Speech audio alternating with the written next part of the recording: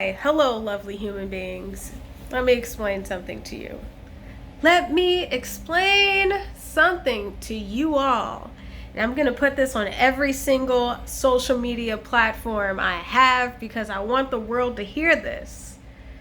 The people who work in hospitality, when I say hospitality, I mean hotels, resorts, theme parks, anywhere where you go to be entertained live, like with a stage and lights, or where you get to sit in the audience, or where you get to sleep in a luxurious bedroom type setting that is not your home bedroom, or anyone who is catering to your extraordinary vacation experience.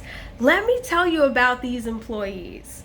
Let me tell you how special they are, because they don't always get to work in those venues for the rest of their life. They have a whole life outside of those venues. And things happen in the world, right? We just got out of a pandemic, or maybe we're still in it. I'm not even sure. And we go out and we do other jobs. And some of us were already doing that anyway. But let me tell you about those employees. Let me tell you how special they are. These are the people who naturally at this point, because they've been trained to, every cell in their body has been trained to, go the extra mile for their customer, for their guest, for their buyer, for their audience. It's second nature to them. Second nature. Without hesitation, you can always tell someone who used to work in entertainment, hospitality, live, anything like that, especially if they worked at a theme park. There's so much you have to cater to and adjust and be adaptable to in those settings. So when they go to other venues like retail, for example, or to food and other services, things in the service industry. And honestly, there are people who've been in the service industry their whole life that also fall into this category. So I'm going to include them too. Let's not leave them out, because there are some extraordinary human beings who are employees of the service industry. We are here and we give you our all. We give so much to these companies. So yes, it is upsetting if sometimes certain companies or certain brands don't hold up their end of the bargain. Yes, it is hard when the weather is really challenging us, and our customers and our guests and our audience are really, really challenging us.